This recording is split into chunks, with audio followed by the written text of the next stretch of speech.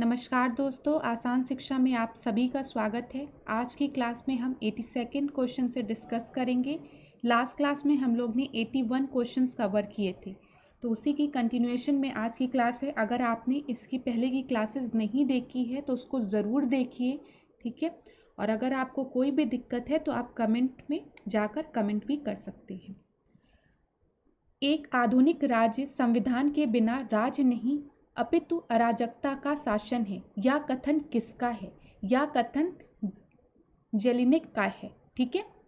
एक आधुनिक राज्य संविधान के बिना राज नहीं अपितु अराजकता का शासन है। यह कथन जेलिनिक का है। तो इस चीज को याद रखिएगा। ये प्रश्न 2 बार पूछा गया है, पीजीटी टीजीटी दोनों में 2013 में पूछा गया है इस प्रश्न को। तो इस प्रश्न को ध्यान से देखिएगा। 83rd क्वेश्चन पे चलते हैं हम लोग। 83rd क्वेश्चन क्या है क्लास? वीडियो को पॉज करिए, इस क्वेश्चन को पढ़िए, इसके बाद इसके उत्तर को मैं आपको बताती हूँ। तो चलिए हम उत्तर पे सीधे आते हैं, क्योंकि इस सीरीज में मेनली हम खाली क्वेश्चन आंसर्स को डिस्कस कर रहे हैं। मैं राज्य हूँ, यह स्टेटमेंट किसने दिया है? यह स्टेटमेंट लुई 14 ने दिया है। राज व्यक्ति से पहले है, ये किसका स्टेटमेंट है? एरिस्टोटल का है, अरस्तु का है। राज पृथ्वी पर ईश्वर का अवतरण है, अवतार है कुछ भी, ये हीगल का स्टेटमेंट है, हमने पहले भी डिस्कस किया है। राज व्यक्ति का बृहद रूप है, यह स्टेटमेंट किसका है? यह स्टेटमेंट प्लेटो का है, ठीक है। तो अब पेपर में इसमें से कोई भी स्टेटमेंट आपको दिया जा सकता है और उससे रिलेटेड 4 ऑप्शन दिए जा सकते हैं और पूछा जा सकता है कि यह कथन किसका है। तो इस तरीके के प्रश्न मैच द कॉलम जब भी आए तो आप चारों ऑप्शन को एक बार ध्यान से पढ़ लीजिए, ताकि आने वाले परीक्षा में ऐसे प्रश्न गलत ना हो। 84th क्वेश्चन को देखिए, इसमें क्या है? किसने कहा है कि राज व्यक्ति का बृहद रूप स्वरूप है? अभी हमने डिस्कस किया है, ये स्टेटमेंट प्लेटो का है, ठीक है। नेक्स्ट प्रश्न को देखिए, कौन यह मानता है कि राज्य व्यक्ति से पूर्व है? ठीक है, तो राज्य व्यक्ति से पूर्व है, यह स्टेटमेंट एरिस्टोटल का है या अरस्तु, जो भी ऑप्शन में आपको दे आप लोग टिक लगा सकते हैं। 86th क्वेश्चन को देखिए, यहाँ पे लिखा है सरकार को सुव्यवस्थित वर्गीकरण, सरकारों का सुव्यवस्थित वर्गीकरण सबसे पहले प्रतिपादित किसने किया था? सबसे पहले एरिस्टोटल ने प्रतिपादित किया था, ठीक है। चलिए, यहाँ पे अरिस्टोटल ने राजतंत्र की बात की थी, कुलीन तंत्र की बात की थी, मध्य वर्ग तंत्र की बात की थी, ठीक है। जिसका कि विकृत, देखिए ये समान स्वरूप था, राजतंत्र, कुलीन तंत्र और मध्य वर्ग तंत्र। इसका विकृत रूप जो था, बिगड़ा हुआ रूप हम कह सकते हैं, वो था आताई तंत्र, ठीक है, वर्ग तंत्र और जनतंत्र, ठीक है, इसका विकृत रूप है। चलिए, अब हम लोग 87th क्वेश्चन को देखते हैं। देखिए क्लास, इस सीरीज का मेन पर्पस है मैक्सिमम नंबर ऑफ क्वेश्चंस को हम डिस्कस करें, इसी वजह से चीज़ों को मैं बहुत ज़्यादा इलेबरेट नहीं करती हूँ। अब 87th क्वेश्चन देखिए, निम्न में से किसको अरस्तु ने सरकार के विकृत रूप के संदर्भ में वर्गीकृत किया था? तो ये लोकतंत्र की भी बात की थी, कुलीन तंत्र की भी बात की थी, निरंकुश तंत्र की भी बात की थी, तो उपयुक्त सभी होगा, ठीक है। यहाँ पे अभी हमने आपसे डिस्कस भी किया है। 88th क्वेश्चन देखिए, अरस्तु ने राज्यों और संविधानों का वर्गीकरण किस प्रकार किया है? किसके बेसिस पे पूछा गया है कि अरस्तु ने राज्यों और संविधानों का वर्गीकरण किया है? तो यहाँ पे आप ध्यान रखिएगा, निर्मित और पारंपरिक रचना के आधार पर नहीं, शासकों की संख्या और शासन की गुणवत्ता के आधार पर। ये एकदम सही स्टेटमेंट है, क्योंकि अगर आप ये वाली स्लाइड देखिए, ज़रा ये वाला पेज देखिए, अभी जब मैंने आपको बताया था कि किस तरीके से अरस्तु जो है वो विभिन्न संविधानों का वर्गीकरण कर रहा है, तो यहाँ पे देखिए लिखा हुआ था शासकों की संख्या पे। जब भी एक व्यक्ति का शासन है तो राजतंत्र, ठीक है, राजा का शासन। कुछ व्यक्ति का शासन है तो कुलीन तंत्र, ठीक है, बहुत से व्यक्तियों का शासन है तो मध्य वर्ग तंत्र। तो ये किसके बेसिस पे किया है? शासकों की संख्या के बेसिस पर वर्गीकरण किया है अरिस्टोटल ने। देखिए, एक टॉपिक से कितने तरीके के क्वेश्चन किस तरीके से पूछे जा रहे हैं, इसको भी नोटिस करते हुए चलिएगा। अब 89th क्वेश्चन देखिए, यहाँ पे क्या लिखा हुआ है? यहाँ पे लिखा हुआ है कि राज्यों का वर्गीकरण सर्वप्रथम किसने किया है? तो अब आपको उत्तर पता है, अरस्तु ने। अब 90th क्वेश्चन देखिए, अरस्तु के अनुसार राज्य का अस्तित्व ये एक विकास का परिणाम है, ठीक है, विकास का परिणाम है। अब यहाँ पे थोड़ा सा हम देख लेते हैं चीज़ों को, महत्वपूर्ण पॉइंट्स को जो कि अरस्तु से रिलेटेड है। अरस्तु ने अपने प्रथम ग्रंथ पॉलिटिक्स में आदर्श राज की स्थापना तथा यथार्थ का विश्लेषण एक साथ करके नवीन राजनीति विज्ञान को जन्म दिया। इसीलिए father of political science Aristotle को बोला जाता है। राजनीति विज्ञान का पिता किसको बोला जाता है? एरिस्टोटल को बोला जाता है। पॉलिटिक्स और द कॉन्स्टिट्यूशन अरस्तु के द्वारा लिखे गए दो राजनीति विषय के ग्रंथ हैं। ठीक है, तो ये याद रखिएगा, पॉलिटिक्स और द कॉन्स्टिट्यूशन दोनों किसके द्वारा लिखा गया है? अरस्तु के द्वारा लिखा गया है। ठीक है, यहाँ पे देखिए अरस्तु के अनुसार राज्य एक प्राकृतिक संस्था है। ये याद रखिएगा, राज्य एक प्राकृतिक संस्था है अरस्तु के अनुसार। अगले प्रश्न पे चलते हैं, 92nd क्वेश्चन पे। 92nd क्वेश्चन देखिए, अरस्तु का राजनीतिक विचार प्रतिपादित है द पॉलिटिक्स में। अभी हमने डिस्कस किया है आपसे थोड़ी देर पहले। एरिस्टोटल के अनुसार राज्य एक स्वाभाविक संस्था है। ठीक है, अगले प्रश्न पर चलिए।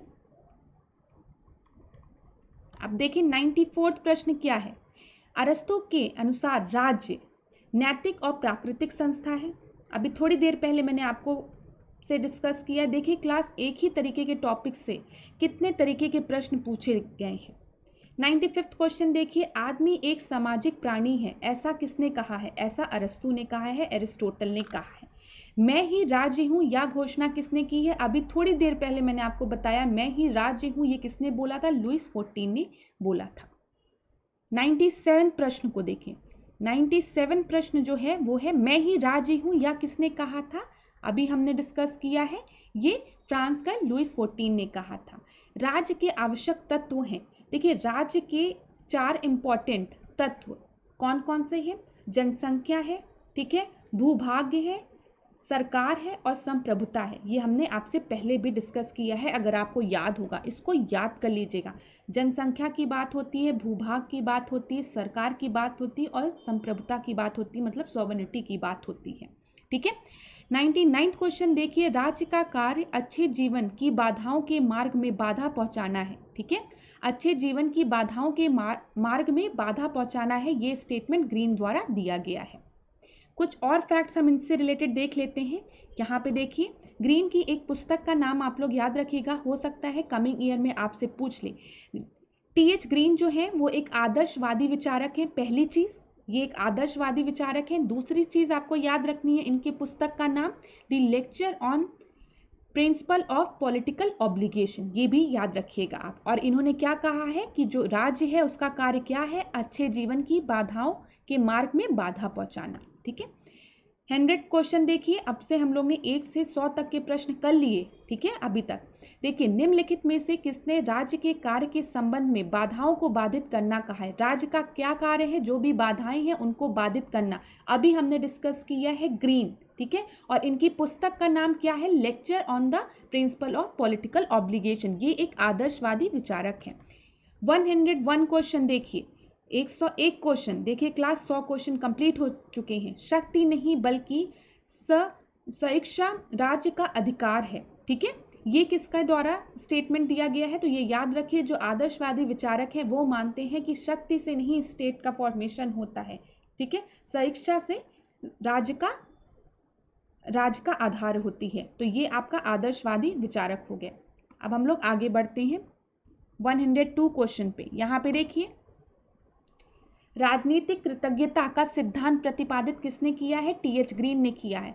TH ग्रीन की पुस्तक का नाम है पॉलिटिकल ऑब्लिगेशन वाले TH ग्रीन। और किसने बोला है कि राज्य का क्या कार्य है?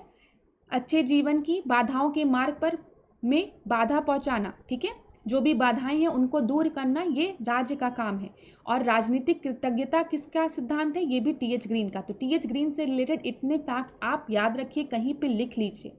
ठीक है, चलिए अब 103rd क्वेश्चन देखिए आप लोग। 103rd क्वेश्चन क्या है?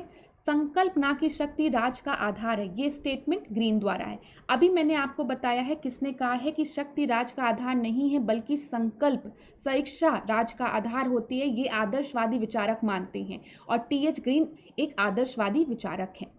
ठीक है, देखिए यहाँ पे लिखा है ग्रीन के अनुसार राज्य शक्ति नहीं वरन मानवीय इच्छा पर आधारित है।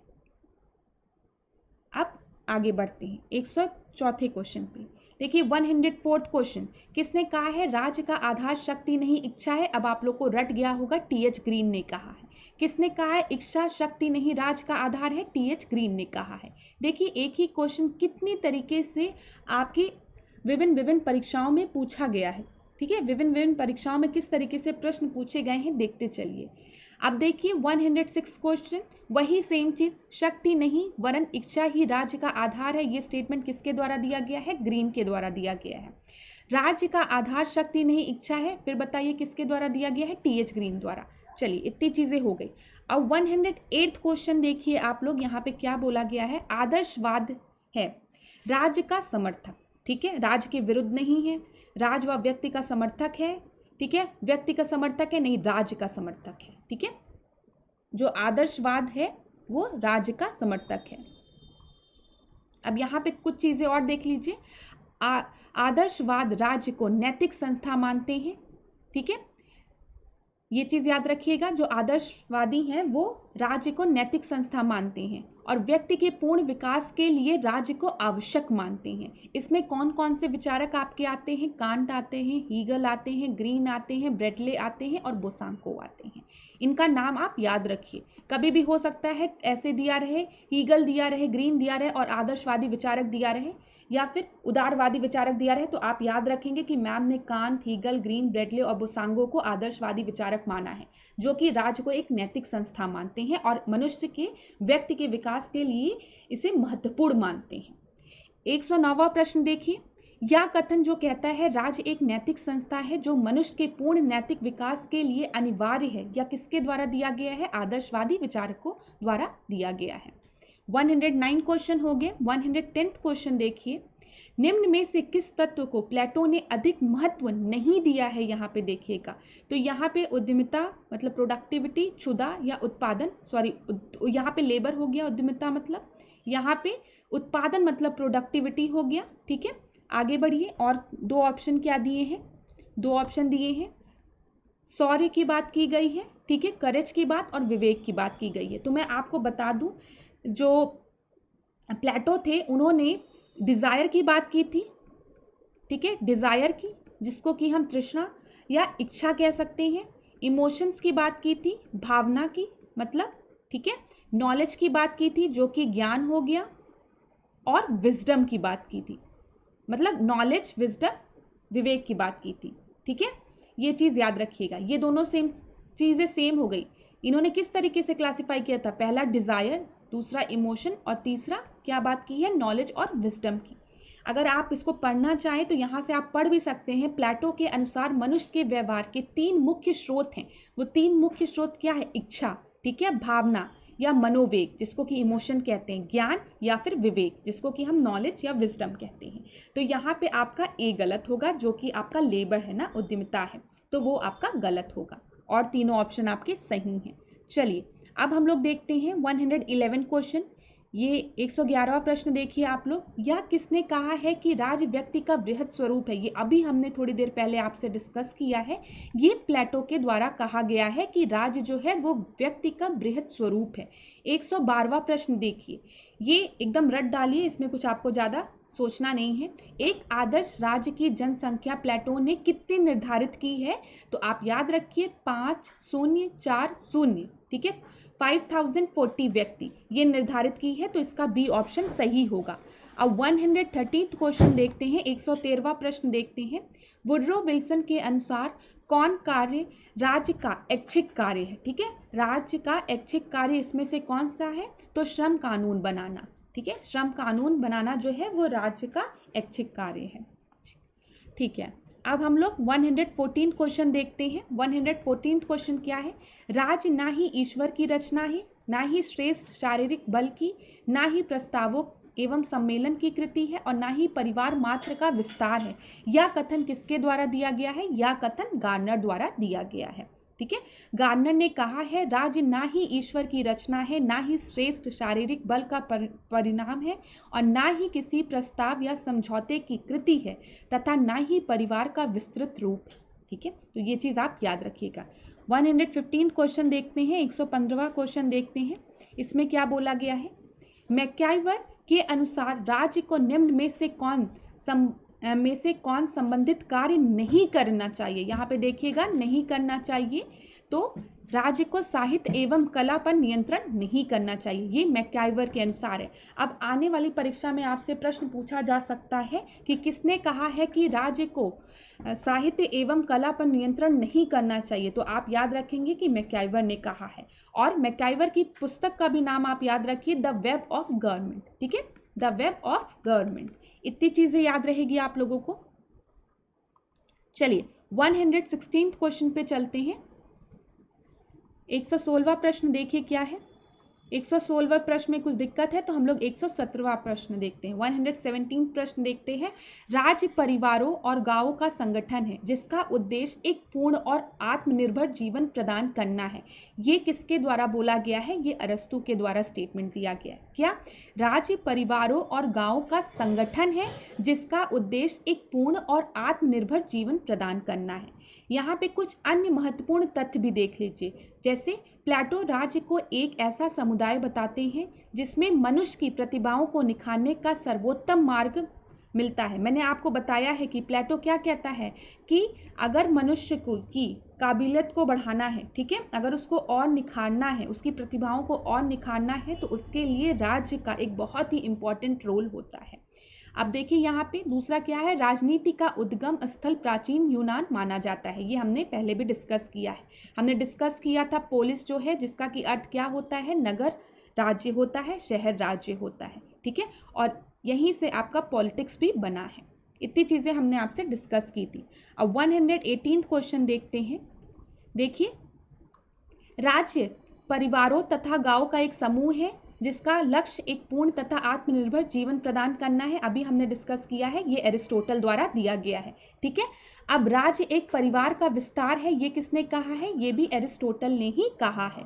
120 क्वेश्चन 120वें प्रश्न को डिस्कस करने के बाद आज की क्लास को हम एंड करेंगे। किसने कहा है, जो अरस्तु का आदर्श राज्य है वही प्लेटो का द्वितीय सर्वश्रेष्ठ राज्य है। ये सेबाइन के द्वारा दिया गया स्टेटमेंट है, इसको याद कर लीजिएगा। किसने कहा है, जो अरस्तु का आदर्श राज्य है वही प्लेटो का द्वितीय सर्वश्रेष्ठ राज्य है, ये सेबाइन द्वारा दिया गया स्टेटमेंट है। तो thank you so much class. आज की क्लास को हम यहीं एंड करते हैं। नेक्स्ट क्लास में हम फिर से इंपॉर्टेंट क्वेश्चंस को डिस्कस करेंगे।